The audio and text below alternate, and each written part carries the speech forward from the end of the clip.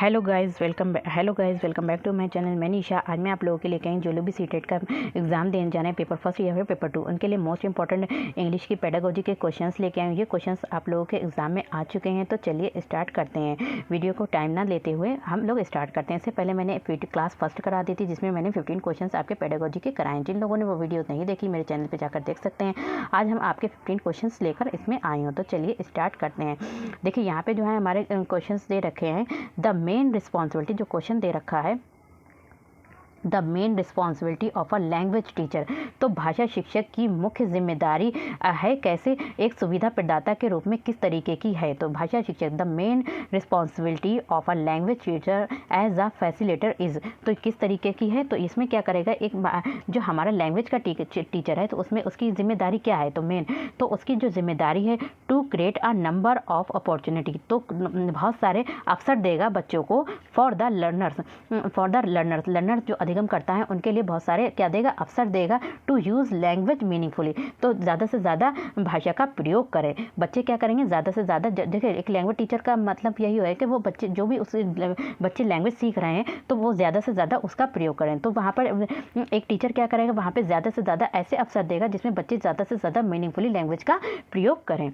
Next हमारा question है, question number है हमारा 122 है। Which of the following will help learners take greater responsibility for their own learning.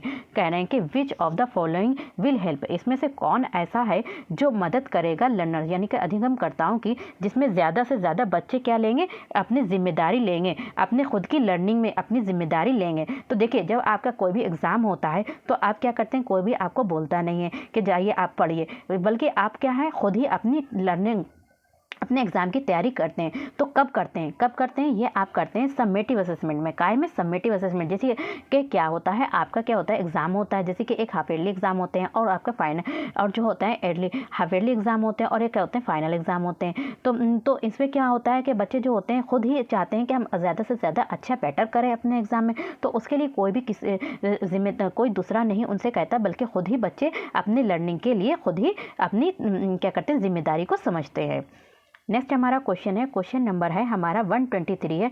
The main purpose of assessment, देखिए जो हमारा आंकलन होता है, देखिए आंकलन से क्या होता है, जब हम किसी भी चीज़ का तो आंकलन करते हैं, देखिए आंकलन जो होता है वो हमारा असेसमेंट होता है, आंकलन करता है। तो हमें क्या होता है, टीचर को भी पता चल जाता है जो बच्चों को पढ़ा रहा है क्या बच्चों को समझ में आ रहा है या नहीं, क्या उसकी टीचिंग जो है वो इफेक्टिव है या नहीं है, क्या बच्चों को समझ में आ रहा है। तो इससे जो होता है आंकलन का, जब बच्चे का जब देखिए टीचर जब आंकलन करता है तो उसे अपनी टीचिंग के बारे का भी आंकलन हो जाता है और बच्चे का भी आंकलन हो जाता है। तो the main purpose of assessment, तो आंकलन करने का जो मेन उद्देश्य है वो क्या है, तो आंकलन करने का जो मेन उद्देश्य है वो है to improve the teaching learning process, जो टीचर जिस तरीके से बच्चे को टीचिंग कर रहा है, क्या वो एक प्रोसेस जो है वो ठीक से कर पा रहा है या नहीं। तो असेसमेंट करने से उसमें क्या करता है, वो अपनी टीचिंग लर्निंग प्रोसेस में, शिक्षण अधिगम प्रक्रिया में क्या करता है, सुधार करता है। किसके द्वारा करता है, असेसमेंट के द्वारा करता है। नेक्स्ट हमारा क्वेश्चन है, क्वेश्चन नंबर 124 है। When young learners are taught to improve their spelling, तो व्हेन यंग लर्नर्स, जब बच्चे जो होते हैं यंग लर्नर्स होते हैं उनको सिखाया जाता है टू इम्प्रूव देयर स्पेलिंग, उनको ये सिखाया जाता है कि अपनी स्पेलिंग को क्या करो, इम्प्रूव करो। एंड पंक्चुएशन के मतलब जब हम ये question what is your name, तो हम यहाँ पे एक क्वेश्चन मार्क लगाते हैं ताकि हमें ये पता चलता है कि ये क्वेश्चन पूछा गया है। या फिर कोई भी सेंटेंस कंप्लीट हो जाता है तो हम क्या लगा देते हैं, फुल स्टॉप लगा देते हैं। या फिर कोई भी अलग अलग तरीके के क्वेश्चन होते हैं तो वहाँ पर उनको यूज़ किया जाता है। तो हम तो कोई भी क्वेश्चन होता है तो हम उसको क्वेश्चन के तरीके से पूछते हैं, अगर कुछ बताना होता है तो हम उनको बताने के तरीके से बताते हैं। तो यही तरीके से जो पंक्चुएशन होते हैं तो उनको लगाते हैं। तो spelling and punctuation they will, तो ये हमें क्या करते हैं, तो ये जो होते हैं इम्प्रूव देयर एक्यूरेसी, तो ये हमारे क्या करते हैं, जो भी हमारी एक्यूरेसी होती है, शुद्धता होती है, उसमें क्या करते हैं, इम्प्रूव सुधार करते हैं। देखिए आपको किसी की स्पेलिंग नहीं आती, जब आप क्या करते हैं उसकी स्पेलिंग को लर्न कर लेते हैं तो क्या होती है, आपकी जो वर्ड होता है वो आपका क्या होता है, इम्प्रूव हो जाता है, आपकी शुद्धता हो जाती है उसमें। नेक्स्ट हमारा क्वेश्चन है, क्वेश्चन नंबर 125 है। Instead of asking question and getting answer from learners. कह रहे हैं कि क्या इंस्टेड ऑफ आस्किंग क्वेश्चन, यानी कि क्वेश्चंस पूछने और आंसर पाने के बजाय लर्नर से हम क्या करते हैं, जो भी अधिगमकर्ता होते हैं उनसे क्या करता है, एक टीचर क्या करता है, a teacher give some short text. तो बच्चों से क्वेश्चन पूछने और आंसर प्राप्त करने के बजाय एक टीचर क्या करता है, गिव सम शॉर्ट टेक्स्ट, बच्चों को एक शॉर्ट टेक्स्ट दे देता है। एंड आस्क हर लर्नर्स, और अपने बच्चों से कहता है कि फ्रेम क्वेश्चन, इससे जो है इस टेक्स्ट क्या बनाओ, क्वेश्चंस बनाओ। तो हर प्राइमरी ऑब्जेक्टिव इज, तो जो इस तरीके से जो टीचर बच्चों को क्या दे रहा है, बच्चों से ना तो क्वेश्चन कर रहा है और ना ही आंसर पूछ रहा है, बल्कि क्या कर रहा है, उनको एक टेक्स्ट दे दिया है और उनसे कह रहा है कि इसमें जो है, इसमें से इसके जो है क्वेश्चंस बनाओ। ठीक है, तो इससे क्वेश्चंस बनाओ। तो ये जो इस तरीके की जो एक्टिविटी टीचर कर रहा है, तो ये हर प्राइमरी ऑब्जेक्टिव इज, तो उसका जो प्राथमिक उद्देश्य है क्या है, तो इससे क्या होगा, तो इससे बच्चों में क्या होगा, enhance the learners analytical and critical thinking. इससे जो है बच्चों में जो है वो एनालिटिकल और क्रिटिकल, यानी कि जो क्रिटिकल थिंकिंग जो है बच्चों की बढ़ेगी। इससे क्या होगा, enhance the learners analytical and critical thinking जो है उसकी क्या होगी, बच्चों की बढ़ेगी। नेक्स्ट हमारा क्वेश्चन है, क्वेश्चन नंबर है हमारा 126 है, reading between the lines as a sub skills of reading. तो जब हम रीडिंग बिटवीन द लाइन्स, तो लाइन्स के बीच में हम क्या करते हैं, रीडिंग करते हैं, तो वो हमारी क्या है, एक सब स्किल्स है। सब स्किल्स ऑफ रीडिंग, रीडिंग की क्या कहलाती है, सब स्किल मेनली इन्वॉल्व, जिसमें जो इन्वॉल्व होता है क्या होता है, अंडरस्टैंडिंग द स्टेटेड फैक्ट्स। तो जिसमें क्या होता है, अंडरस्टैंडिंग द स्टेटेड फैक्ट्स जो होते हैं वो क्या होते हैं, इन्वॉल्व होते हैं। नेक्स्ट हमारा क्वेश्चन है, क्वेश्चन नंबर 127 है। तो यहाँ पे कह रहे हैं कि correct speech habits can be developed most effectively through. तो कह रहे हैं कि सही पढ़ने की जो आदत है वो हम कैसे मोस्ट इफेक्टिवली, तो कह रहे हैं कि correct speech habit can be develop, विकसित कर सकते हैं। सही पढ़ने की आदत को हम अच्छे तरीके से कैसे डेवलप कर सकते हैं, किस तरीके से डेवलप कर सकते हैं, तो कैसे कर सकते हैं, प्रोनाउंसिएशन प्रैक्टिस से। देखिए प्रोनाउंसिएशन जो होता है वो हमारा उच्चारण होता है, एक उच्चारण होता है। देखिए अब हम क्या है, जैसे एक यहाँ पे लिखा है, कहीं पे लिखा है अनार लिखा है, ठीक है, या फिर कोई भी है, तो हम उसको अनार तो नहीं पढ़ेंगे बल्कि अनार पढ़ेंगे। अगर हम उसको अनार ठीक से पढ़ रहे हैं तो मतलब उसका जो हम प्रोनाउंसिएशन कर रहे हैं, उच्चारण कर रहे हैं, वो बिल्कुल ठीक कर रहे हैं। तो यहीं पे कह रहे हैं करेक्ट स्पीच, अगर आप चाहते हैं कि अच्छे तरीके से आपकी अच्छी आदत हो पढ़ने की, अच्छे करेक्ट स्पीच हो, आपके जो पढ़ रहे हैं वो बिल्कुल सही पढ़ रहे हैं, तो उसके लिए ज़्यादा से ज़्यादा हमको प्रोनाउंसिएशन करना होगा।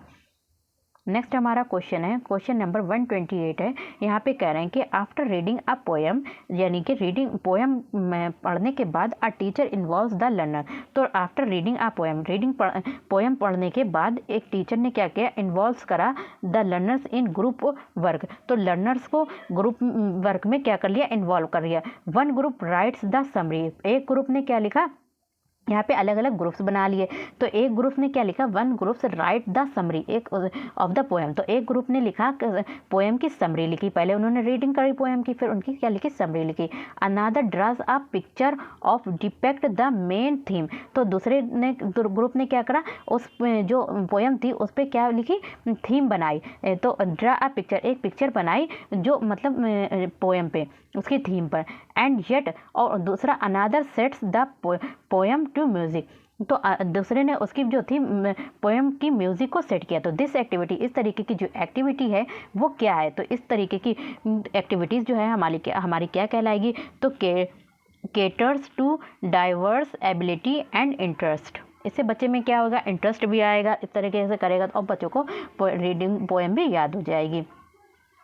तो various activities in a group work, देखिए अलग अलग तरीके की जो एक्टिविटीज़ होती हैं और समूह में कार्य होता है, तो caters to diverse ability and interest, तो बच्चों को कार्य करने में भी अच्छा लगता है। नेक्स्ट हमारा क्वेश्चन है, क्वेश्चन नंबर है 128 है। आफ्टर रीडिंग ये हो गया ना। नेक्स्ट हमारा क्वेश्चन है 129 है। Young learners will enjoy a play. Young learners, जो यंग लर्नर्स हैं वो विल एंजॉय अ प्ले, तो क्या करेंगे, young learners will enjoy a play, एक प्ले को एंजॉय कर सकेंगे। Included in the text book, जो भी हमारे टेक्स्ट बुक में क्या है, इंक्लूड है। व्हेन दे, अगर वो करते हैं, क्या करते हैं, इनेक्ट द प्ले, अगर वो गेम को प्ले करते हैं, जो इनेक्ट द प्ले। तो young learners will enjoy a play only, young learners जो हैं वो प्ले को एंजॉय तभी कर पाएंगे if they enact the play, it creates multiple opportunity for learning. तो इसमें जो है जो क्रिएटर्स हैं जो ये क्या करता है, मल्टीपल अपॉर्चुनिटी, अलग अलग तरीके की अवसर देता है अधिगम में। नेक्स्ट हमारा क्वेश्चन है, क्वेश्चन नंबर 130 है, under constructive approach to language learning learners are encourage. तो अंडर कंस्ट्रक्टिव अप्रोच, जो हमारा कंस्ट्रक्टिव अप्रोच है उसमें जो है कह रहे हैं कि जो लैंग्वेज लर्निंग भाषा अधिगम है तो लर्नर्स आर, तो जो अधिगम करता है वो उसको क्यों प्रोत्साहित किया जाता है, तो अधिगमकर्ताओं को जो प्रोत्साहित किया जाता है किसके द्वारा, अंडर कंस्ट्रक्टिव अप्रोच में जो है लर्नर्स को इनकरेज प्रोत्साहित किया जाता है। क्यों किया जाता है, इससे क्या होता है, discover the rules of grammar from example. तो इसमें जो है discover the rules of grammar, तो ये क्या करेंगे, एग्जाम्पल से ग्रामर के रूल्स को क्या करेंगे, डिस्कवर करेंगे, खोजेंगे। किसमें, अंडर कंस्ट्रक्टिव अप्रोच और टू लैंग्वेज लर्निंग में। नेक्स्ट हमारा क्वेश्चन है, क्वेश्चन नंबर 131 है, after a story telling session the learners are asked to change the ending of the story, this will helps learner.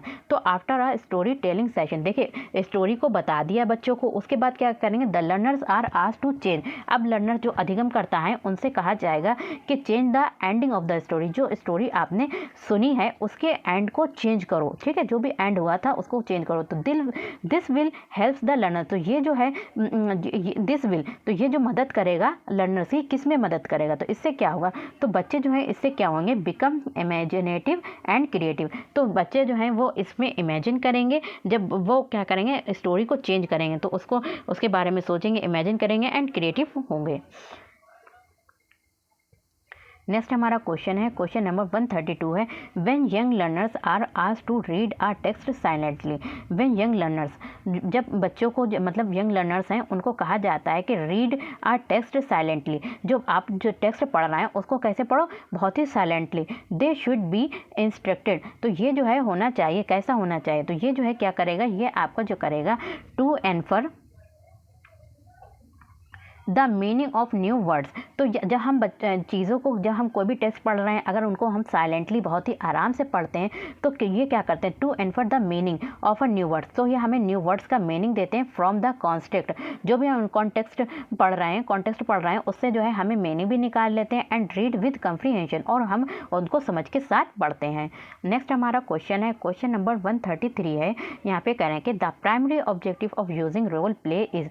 देखिए जो भी हमारे है रोल प्ले का जो क्या है प्राथमिक ऑब्जेक्टिव उद्देश्य है तो क्या है, तो रोल प्ले। देखिए हम क्या करते हैं, कोई भी चीज़ को हम चाहते हैं कि हमारा लैंग्वेज में अच्छा कम्युनिकेशन हो, तो उसको क्या करते हैं, रोल प्ले करते हैं, जिससे हमारी जो कम्युनिकेशन स्किल्स होती है वो हमारी इंप्रूव होती है। तो यहाँ पे कह रहे हैं कि the primary objective of using role play, जो रोल प्ले का यूज़ करते हैं भूमिका निर्वाह करने का, तो उसका प्राइमरी ऑब्जेक्टिव क्या है, तो इससे क्या होता है, इससे जो होता है आपका to improve the communication competence, इससे जो होता है जो इम्प्रूव होता है, तो कम्युनिकेशन स्किल्स जो होती हैं वो क्या होती है, इम्प्रूव होती है, किससे होती है, तो हमारे जो रोल प्ले करते हैं, तो यही इसका प्राइमरी ऑब्जेक्टिव है, उद्देश्य है। नेक्स्ट हमारा क्वेश्चन है, क्वेश्चन नंबर 134 है, language skills are best learn. जो भाषा की स्किल्स होती हैं, देखिए भाषा की स्किल्स होती हैं आपकी कौन सी होती है, लिसनिंग होती है, रीडिंग होती है, राइटिंग होती है और learning, listening, speaking, reading, writing, ये 4 लर्निंग स्किल्स होती हैं लैंग्वेज की। तो इनको जो है आर बेस्ट लर्न, तो इनको हम अच्छी तरीके से सीख सकते हैं। कैसे सीख सकते हैं, if they are taught in a integrated manner, अगर हम इनको अंतर संबंधित करके सीखते हैं, तो अंतर संबंधित एक दूसरे से अंतर संबंधित करके सीखते हैं, लिसनिंग, रीडिंग, राइटिंग, स्पीकिंग, तो हम उनको अच्छे तरीके से सीख सकते हैं स्किल्स से, चारों को स्किल्स को। और लास्ट हमारा क्वेश्चन है, क्वेश्चन नंबर 135 है, substitution table drill helps teachers in. तो जो सब्स्टिट्यूशन टेबल ड्रिल्स है ये टीचर्स की मदद करता है, किस में मदद करता है, गिविंग कंट्रोल लैंग्वेज प्रैक्टिस में, किस में, गिविंग कंट्रोल लैंग्वेज प्रैक्टिस में मदद करता है। कौन मदद करता है, सब्स्टिट्यूशन टेबल ड्रिल हेल्प्स। तो वीडियो पसंद आए तो आपके मैंने 15 क्वेश्चंस करा दिए हैं, और जो भी क्वेश्चंस आपको नहीं समझ में आप कमेंट कर सकते हैं, और आपको अच्छे से समझ में आ गए होंगे सारे क्वेश्चंस। तो वीडियो पसंद आए तो like share subscribe my channel. मिलते हैं नेक्स्ट वीडियो में।